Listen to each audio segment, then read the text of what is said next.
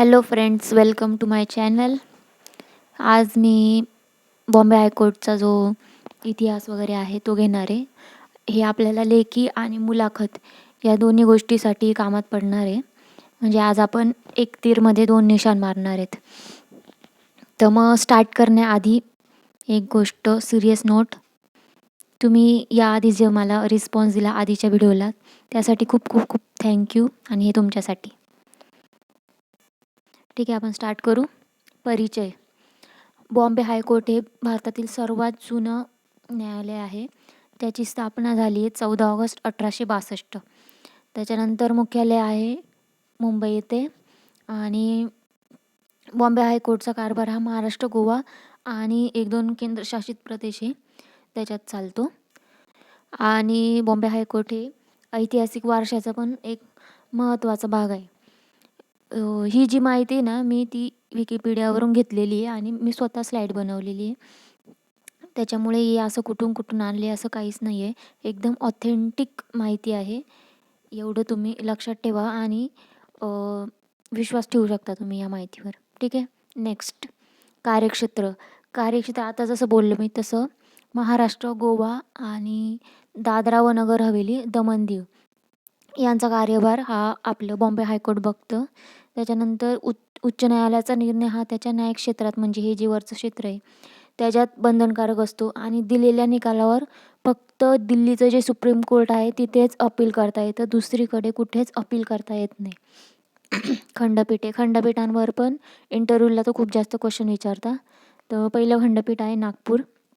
त्याच्यानंतर छत्रपती संभाजीनगर, पणजी आणि कोल्हापूर हे फिरते पीठ आहे. फिरते पीठ म्हणजे असं नाही की ते फिरत राहतं, तर त्याचा अर्थ असा आहे की ते कोल्हापूर, सांगली, सातारा, रत्नागिरी, सिंधुदुर्ग आणि सोलापूर हे सगळ्या जिल्ह्यांसाठी कार्यरत करतं. म्हणजे जास्त जिल्ह्यांचा कारभार बघतं, म्हणून त्याला फिरतं म्हणतात. तर असं नाही की ते फिरत राहतं, ते एकाच ठिकाणी आहे, फक्त ते जास्त जिल्ह्यांचा कारभार बघतं ना, म्हणून त्याला तसं म्हटलेलं आहे. ठीक आहे. तर मग नेक्स्ट स्लाईड आहे वास्तुकला व वारसा. तर व्हिक्टोरियन गॅथिक शैलीमध्ये ही बॉम्बे हायकोर्टची इमारत आहे आणि मुंबईच्या आर्ट डेको वास्तुशैलीचा पण हा भाग आहे. आणि प्लस 2018मध्ये 18पासून युनेस्कोची जी जागतिक वारसा यादी आहे त्याच्यात पण याचा बॉम्बे हायकोर्टचा समावेश झालेला आहे. आणि राजाभाई क्लॉक टॉवर आहे तोसुद्धा खूप प्रसिद्ध आहे. म्हणजे ओव्हरऑल ऐतिहासिक आणि सांस्कृतिकदृष्ट्या ही बॉम्बे हायकोर्टची इमारत ती खूप एकदमच महत्त्वाची आहे. युनेस्कोची यादी तुम्ही पाठ करून घ्या, कारण ती लेखी परीक्षेला पण त्याच्यावर भरपूर प्रश्न येतात. त्याच्यानंतर आहे नामांतरचा विषय. 1995मध्ये बॉम्बेचं नाव तर मुंबई झालं, पण बॉम्बे हायकोर्टचं नाव चेंज नाही झालं, ते तसंच राहिलं.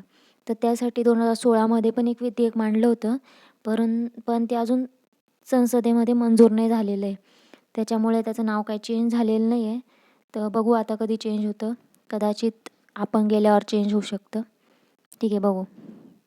आता विशेष माहिती की निकालावर केवळ सर्वोच्च न्यायालयातच दाद मागता येते. म्हणजे बॉम्बे हायकोर्टने जो डिसिजन दिला असेल त्याच्यावर जर आपल्याला काही ऑब्जेक्शन असेल तर आपण फक्त सर्वोच्च न्यायालयातच जाऊ शकतो. त्याच्यानंतर न्यायालयाचे निर्णय राज्यात बंधनकारक असतात. आणि चर्चगेट परिसरातला जो रस्ता आहे त्याला कर्मवीर भाऊराव पाटील असं नाव दिलं गेलं आहे. आणि न्यायालय हे महाराष्ट्राच्या न्यायव्यवस्थेचं केंद्रबिंदू आहे. ते तर सिम्पलच आहे. भारतीय न्यायप्रणालीत अत्यंत महत्त्वाचे स्थान आहे बॉम्बे हायकोर्टला. तर ही सगळी होती माहिती बॉम्बे हायकोर्टची. सगळी ऑथेंटिक माहिती आहे आणि याच्यावर दुसरं काही येणार नाही. जर येणार असेल तर मी तशीच अपडेट देत राहील वेळोवेळी. व्हिडिओ आवडला असल्यास लाईक करा आणि अजून अपडेटसाठी चॅनलला सबस्क्राईब करा. आणि अजून कुठल्या टॉपिकवर मी व्हिडिओ बनवू हे पण मला सांगा. थँक्यू. Bye bye.